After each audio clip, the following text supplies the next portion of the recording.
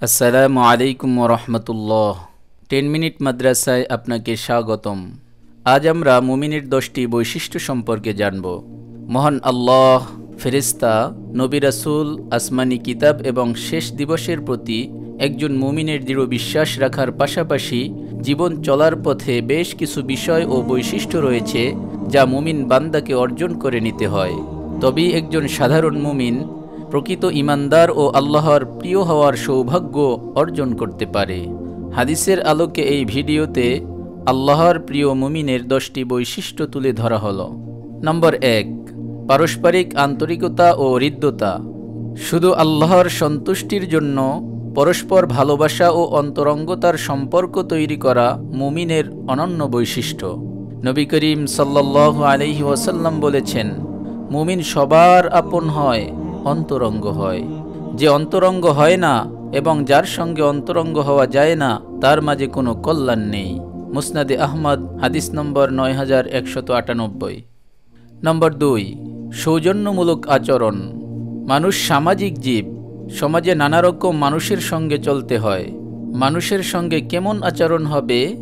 এক হাদিসে এসেছে, যে মুসলিম মানুষের সঙ্গে মেলামেশা করে এবং তাদের দেয়া যন্ত্রণায় ধৈর্য ধারণ করে, সে এমন মুসলিমের চেয়ে উত্তম যে মানুষের সঙ্গে মেলামেশাও করে না এবং তাদের দেয়া যন্ত্রণায় ধৈর্যও ধরে না। তিরমিজি, হাদিস নম্বর 2507। নম্বর 3, মুমিনের মানসিক শক্তি। রাসূলুল্লাহ সাল্লাল্লাহু আলাইহি ওয়াসাল্লাম বলেছেন, শক্তিধর ইমানদার দুর্বল ইমানদারের তুলনায় আল্লাহর কাছে উত্তম ও অতীব পছন্দনীয়। তবে প্রত্যেকের মধ্যেই কল্যাণ নিহিত আছে। যাতে তোমার উপকার রয়েছে তা অর্জনে তুমি আগ্রহী হও এবং আল্লাহর কাছে সাহায্য কামনা করো। তুমি অক্ষম হয়ে যেও না। মুসলিম, হাদিস নম্বর 6667।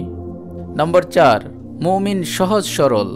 এক হাদিসে আল্লাহর রাসূল সাল্লাল্লাহু আলাইহি ওয়াসাল্লাম মুমিনের চারিত্রিক বৈশিষ্ট্য এভাবে তুলে ধরেছেন, মুমিন ব্যক্তি চিন্তাশীল, গম্ভীর ও ভদ্র হয়ে থাকে, আর পাপিষ্ঠ ব্যক্তি প্রতারক, ধোঁকাবাজ, কৃপণ, নীচ ও অসভ্য হয়ে থাকে।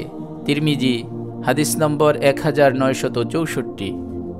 নম্বর 5, মুমিনের দাম্পত্য জীবন। স্বামী স্ত্রীর পরস্পর আন্তরিকতা ও ভালোবাসা আল্লাহর দেয়া এক অপূর্ব নিয়ামত। তাই কোনো মুমিন দম্পতি একে অপরের প্রতি ঘৃণার আচরণ করতে পারে না, বরং কারো ভুল হলে পরস্পর সমাধানে এগিয়ে আসে। এ প্রসঙ্গে আল্লাহর রাসূল সাল্লাল্লাহু আলাইহি ওয়াসাল্লাম এক হাদিসে বলেছেন, কোনো মুমিন পুরুষ কোনো মুমিন নারীর প্রতি বিদ্বেষ বা ঘৃণা পোষণ করবে না, কেননা তার কোনো চরিত্র বা অভ্যাসকে অপছন্দ করলে তার অন্য কোনো চরিত্র বা অভ্যাসকে পছন্দ করবে। মুসলিম, হাদিস নম্বর 3540। মুমিনের ধৈর্য ও কৃতজ্ঞতা। পৃথিবীর জীবনে সুখ দুঃখ, আনন্দ বেদনা সবার জীবনেই আসে, কিন্তু এই দুঃখ সুখের মাধ্যমেও আল্লাহর নৈকট্য ও সন্তুষ্টি অর্জন করা সম্ভব। রাসূলুল্লাহ সাল্লাল্লাহু আলাইহি ওয়াসাল্লাম বলেছেন, মুমিনের অবস্থা বিস্ময়কর, সব কাজই তার জন্য কল্যাণকর। মুমিন ছাড়া অন্য কেউ এ বৈশিষ্ট্য লাভ করতে পারে না। তারা সুখ শান্তি লাভ করলে শুকরগুজার করে, আর অসচ্ছলতা বা দুঃখ মুসিবতে আক্রান্ত হলে ধৈর্য ধারণ করে। প্রত্যেকটাই তার জন্য কল্যাণকর। মুসলিম, হাদিস নম্বর 7390। নম্বর 7, মুমিনের কোরআন তিলাওয়াত।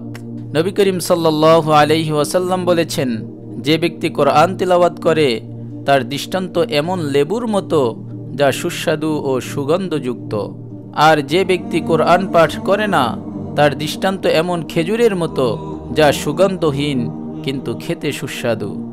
আর এমন পাপী ব্যক্তি যে কোরআন পাঠ করে তার দৃষ্টান্ত হচ্ছে রায়হান জাতীয় লতার মতো, যার সুগন্ধ আছে কিন্তু খেতে বিস্বাদ। আর যে পাপী কোরআন একেবারেই পাঠ করে না তার দৃষ্টান্ত হচ্ছে ওই মাকাল ফলের মতো, যা খেতেও বিস্বাদ এবং যার কোনো সুগন্ধও নেই। বুখারী, হাদিস নম্বর 5020। নম্বর 8, মুমিন অন্যায়ের প্রতিবাদ করে। মুমিনরা কখনো অন্যায়ের কাছে মাথা নত করে না।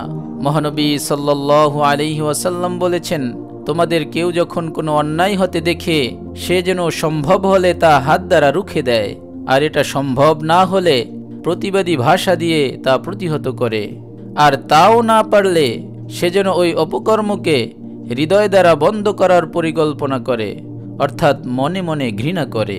এটি দুর্বল ইমানের পরিচায়ক। তিরমিজি, হাদিস নম্বর 2172।